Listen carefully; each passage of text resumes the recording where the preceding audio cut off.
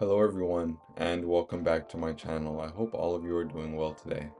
So in this video, I am going to be answering a lot of questions that you all have asked me. I recently made a post in my YouTube community tab asking, if any of you had any questions relating to anything that I would go ahead and answer them. And I actually received so many responses that I'm going to make this a two-part video. So I'm going to answer a lot of your questions here, and then I will probably shortly film a second video and answer even more questions. Now, there were also a couple of questions that really felt like they kind of deserved a video on their own because the answers were very long. So I'm probably going to be just dropping a bunch of videos really close together. And so yeah, with that being said, I want to go ahead and just get into these questions and start answering them. So the first question I have here is, why hasn't Santa Muerte shown herself to me or given me dreams or giving me any signs? So when you work with Santa Muerte, she is around you, she does hear you, but one thing that you can't really expect to happen on a timetable is her giving you signs, her showing up in dreams, or even appearing to you. You could work with Santa Marta your whole life and never have any dreams or have her appear to you. It's very personal when she does that, and it really varies from person to person. Working with Santa Muerte can be very faith-based, which means sometimes you don't even have any real way of verifying or, you don't get any validation that she is, physically around you. I mean, usually you will get what you ask for if you're petitioning her for something, but you won't usually see her. Now, some people see her, but usually that's more of like a clairvoyant thing. Not everyone is clairvoyant. And, I usually see her in dreams, but even then it's been pretty rarely. I've worked with her for a couple of years, for years now, and I've had very few dreams with her in them. And even then, it's like very minimal. So I wouldn't rush trying to see her or have dreams with her.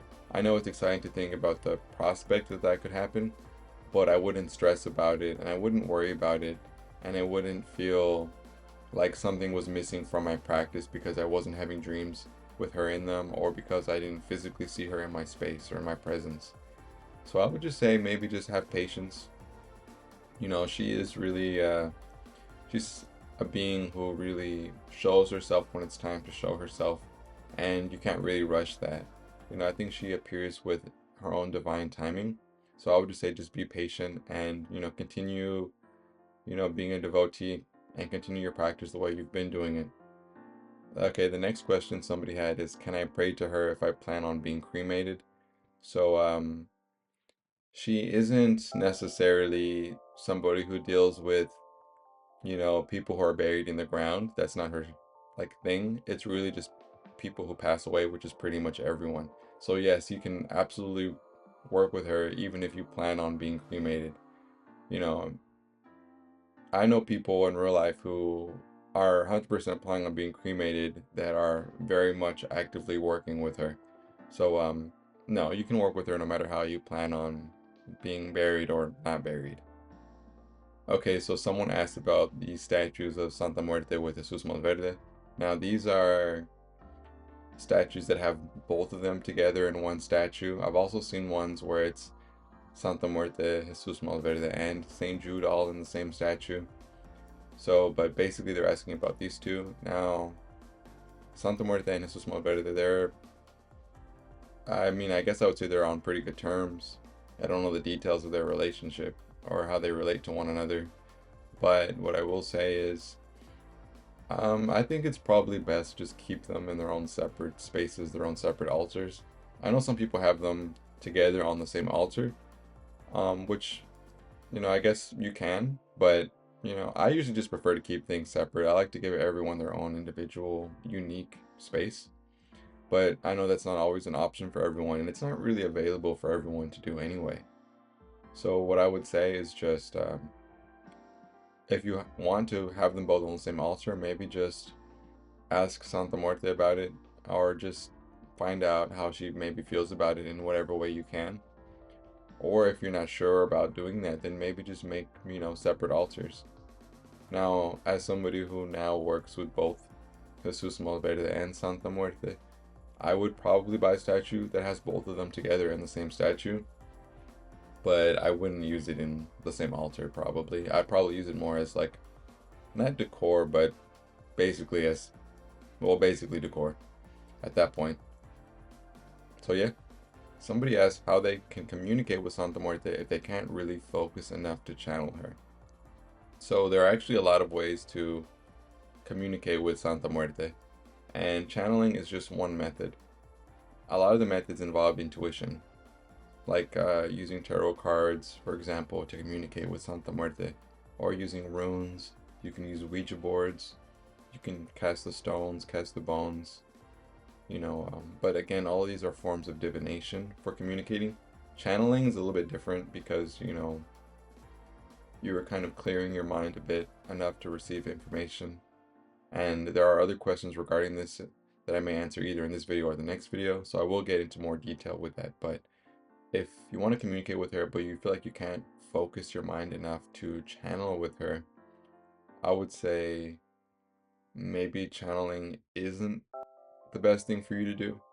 And when I say that, what I mean is you can continue trying to channeling and try to practice at it, but there are always going to be other avenues for communication.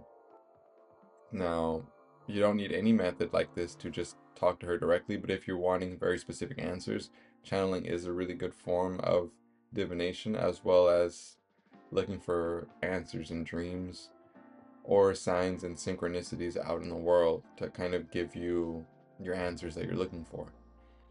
Now, you say how to communicate with her because you're having trouble focusing. Well, for one thing, if you plan on channeling, like work your way up to it. Maybe before you channel on the day of, maybe take a cleansing bath to kind of wash away some of those extra energies. Don't have caffeine or anything with high sugar, before, because you want to keep your energy very subdued and stable. Try to avoid listening to any music, and I mean like regular music, like singing and stuff like that, and avoid like movies, TV shows, anything that's very like stimulating, anything that's very distracting to the mind. I would just avoid scrolling through like apps and things like that, and just try to focus on keeping your mind as still and quiet as possible for as long as you can, like on the day of. And cleanse your space before you start working, because there could be a lot of wayward energy that could be distracting, that could kind of even cloud your ability to channel properly. So by cleansing the space, you set the tone for the room, and you cleanse the palette, you cleanse the air around you, so that the air is clear, energetically speaking, and you'll have a much easier time channeling your information. Another thing is, if you are trying to channel, it's easier if you have the questions written down beforehand. If you know you have questions you need to ask, that way you don't have to sit there thinking too hard about the questions. They'll already be written down. I usually write down all my questions with several spaces in between each question to give me room to write the answers. So I don't even have to write the questions down. I just write the answers, one question after another.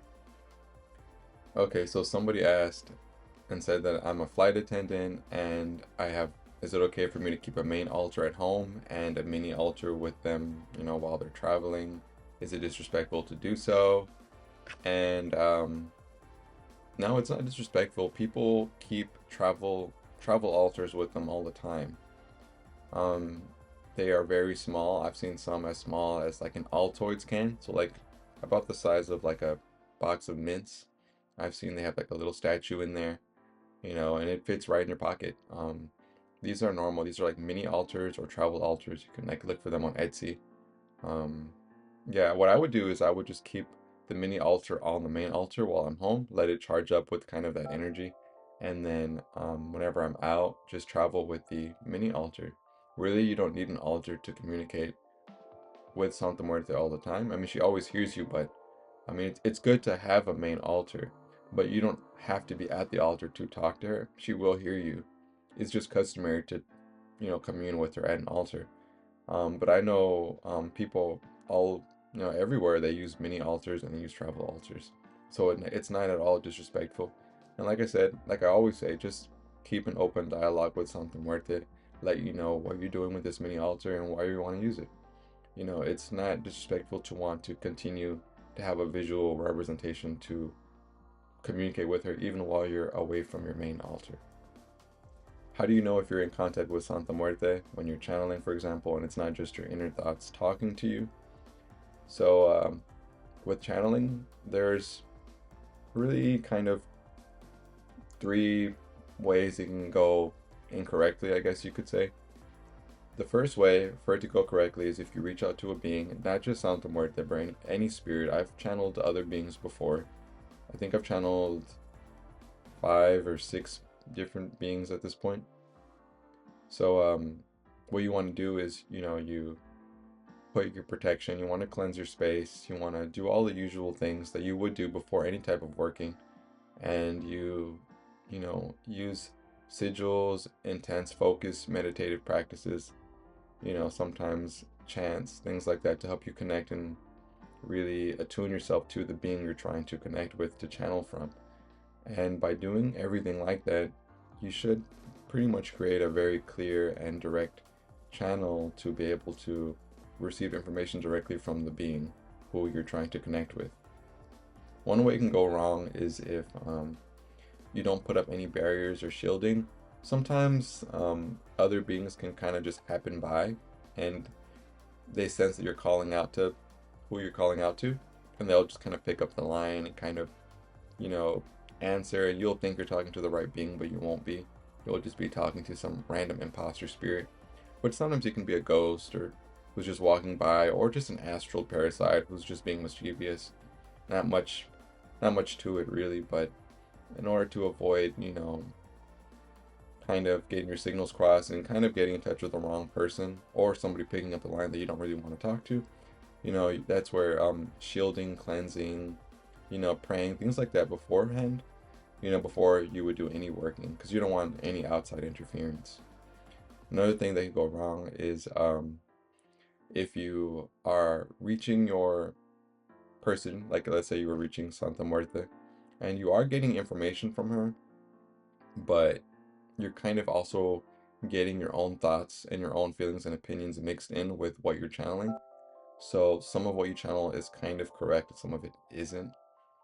So that's one thing you want to avoid. So you would want to go in being very clear and calm. You don't want to go into it feeling very strong.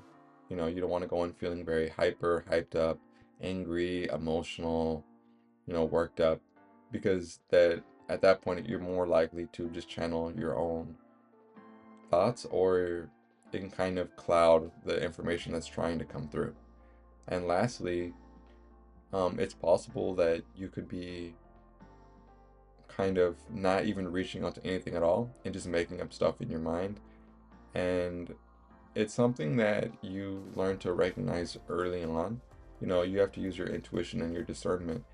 If you are really closed off energetically, then when you try to cast out your net to kind of connect to other beings out there, your call won't go out basically, and you'll just be thinking you're reaching out to something and writing down things that you're making up in your own head, things that you think they would want to tell you. And I think for a lot of people who get into channeling, at first it can be very hard to differentiate between whether you're writing down something that you're making up in your head or something that is really coming from beyond yourself basically. So when we gain information from channeling, it's called gnosis. It's called personal unverified gnosis, or unverified personal gnosis, UPG. That's what it's normally called. Now, all the information I present on my channel for the most part is unverified personal gnosis. That means it's information I've channeled, I've learned, but it's not necessarily stuff that other people, have. It's not stuff I've seen before in other places on websites or books for the most part. Now, throughout my channeling, I have had people come forward and tell me that they have they channeled some of the same information as me, or that I basically verified some of what they channeled because they channeled, similar messages about different aspects and things like that, or some of what I said really resonated with certain people on an intuitive level. So one thing is, there's a lot of things to look out for with that, but If you're channeling information that is like wildly out of your realm of knowledge, it feels very, very specific, and it feels like not something you would even make up. You don't even know how you could make up something like that. You're channeling information about, the names of beings, words that you don't even know what they mean, things like that. Those are usually really good signs that your channeling is going correctly.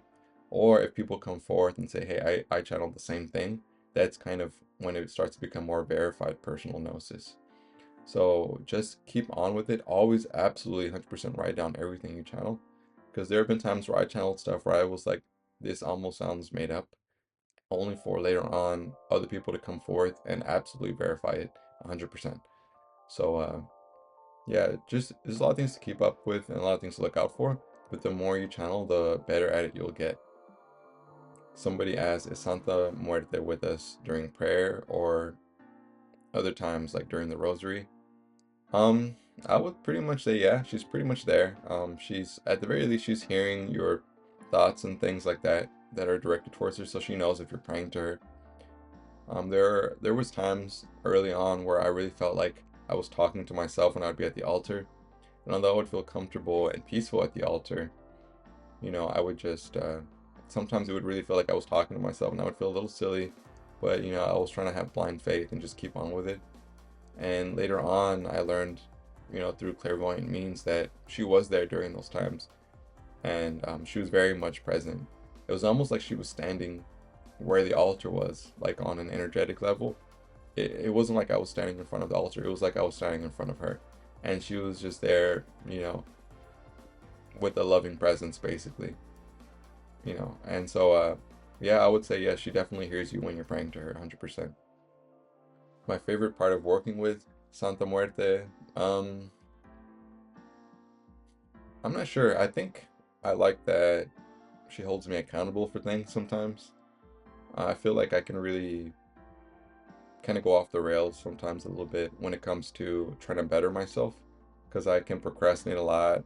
I can be prone to really negative thinking, and I can get into analysis paralysis. I'll think about all the things that can go wrong with something. I will doubt myself and my abilities, my contributions to other people. I will feel very much like I'm not doing enough, or I will get stuck in cycles or stuck in a rut where I'm not keeping up with my spiritual practices.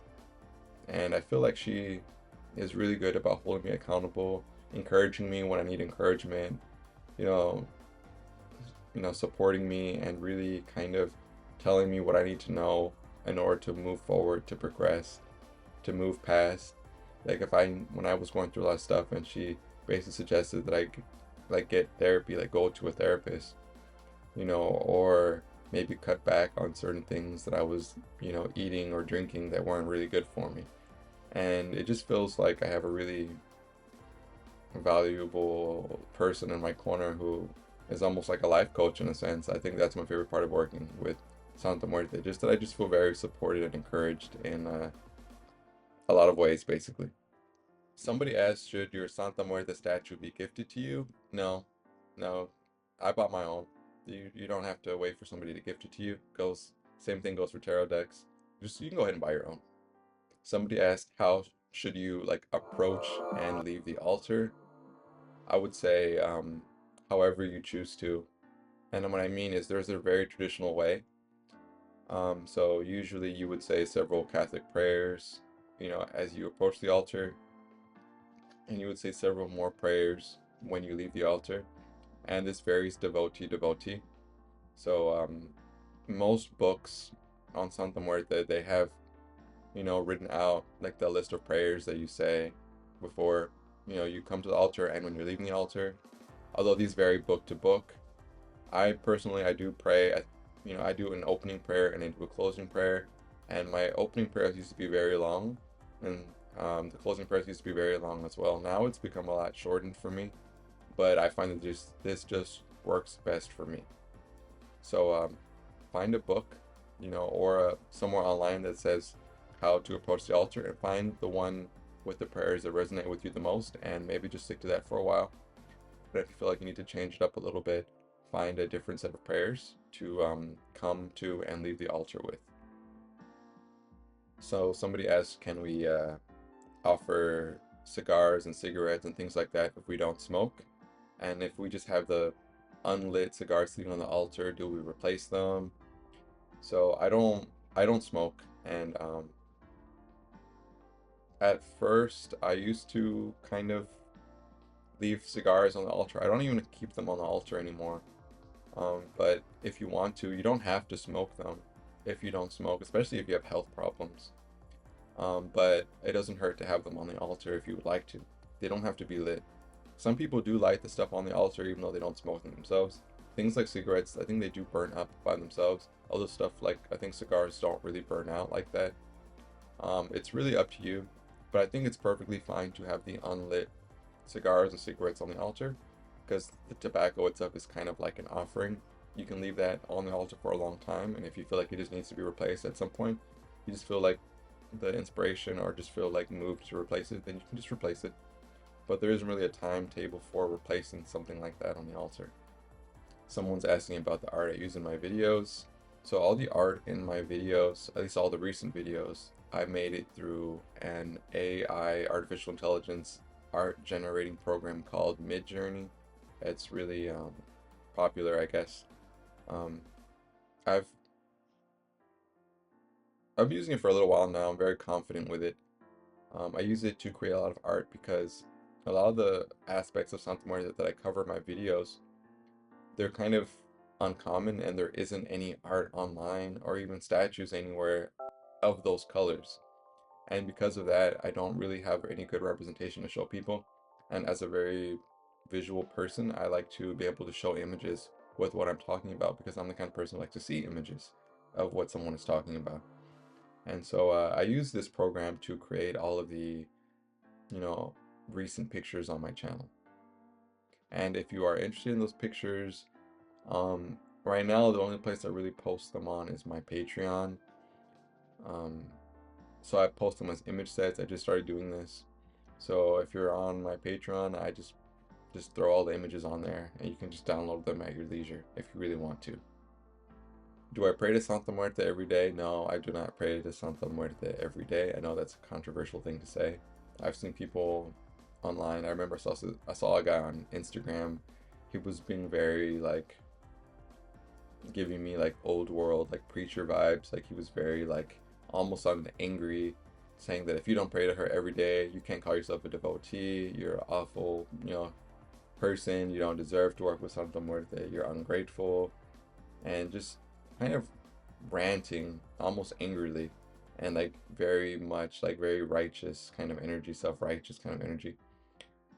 I don't pray to Santa Muerte every day. At first I did, but I think Santa Muerte is just different with different people, and I think she expects different things from different people.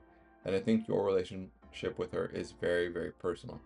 Now, I have a lot of mental things I work through. I have a lot of, you know, issues that I've had to deal with, due to my past and my upbringing and some of the things that happened in my adult life.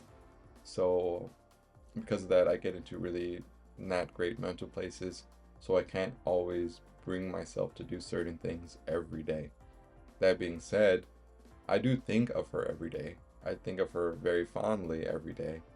And every day, for the most part, I try to do things that I feel that she would be proud of, or things that are kind of feeling like they're honoring of her in a sense. So, no, I don't pray to her every single day, but she is in my mind every single day. And she is definitely, at this point, an integral part of my daily life because I don't go a single day without thinking about her and thinking fondly of her. Somebody said, is it dangerous to always have lit candles in your house even when you're gone? Yes, it is absolutely dangerous. Do not do that. Do not leave candles unattended even if you are home. I forget the statistic. I think it was like 30%, if not more, of all house fires in the United States are literally just caused by candles, just that are just left alone. The thing with candles is, even if you're not doing anything spiritual, sometimes the wick can cause like a little spark to jump off of it for whatever reason, and that can jump onto carpet, curtains, anything. Almost, I mean, anything catches fire so easily. and you wouldn't want to set down, a little candle, and you leave your house, you come back, you don't have a house anymore. Not only that, but sometimes when you're using candles for spiritual practices, when spirits are around, the candle flame can jump really high, or it can like pop and do all kinds of things, and that energy could potentially cause a candle to throw a spark out, and again, a house fire could ensue. You always want to be around when you have a candle lit. Now, I know people use those 7-day candles, those really tall candles that you're supposed to leave for like 7 to 9 days straight burning. I used to do those, but they would make me really nervous. What I used to do was I would light the candles and have them going only while I'm in the house. And anytime I would leave to work or something, I would snuff the candle out. And when I would get back home from work, the moment I got back home, the first thing I would do is light that candle again. And so that's how I was doing it. What some people do is they'll take the tall candle, like the novena candles, and they'll put it in a bowl, a large bowl of water. And the reason you do this is because with those candles, sometimes the wicks aren't perfectly centered, even though they'll look centered, but when they burn down to a certain point, the wick will start to get close to the glass. And if it gets too close to the glass will burn, and it can cause the candle to shatter. And if it's in a bowl of water, the water should catch the glass and potentially the fire. But 100%, I would just say don't leave any candles unattended. It's up to you, obviously, but I just think it's really dangerous. And I think when you leave candles alone, it's kind of a gamble. And I don't mean just leaving a candle, because all it takes is a moment of a candle being unattended. I've heard other people say that you need to have candles lit on your altar at all times. Santa Muerte needs light at all times. You know, I don't know about that. I mean, Santa Muerte's never asked me personally to have anything lit on the altar. At least not at all times. Not while I'm not even in the room, or not even at home. But if you really want to have something lit at the altar, they have electric candles, electric lanterns. I've seen people hang Christmas lights, sparkling lights, fairy lights, battery powered lights, and it looks really beautiful, very nice, very aesthetic, and without risk of, your entire livelihood burning down. So really just use common sense, use caution, and yeah, that's about all I have to really say about that.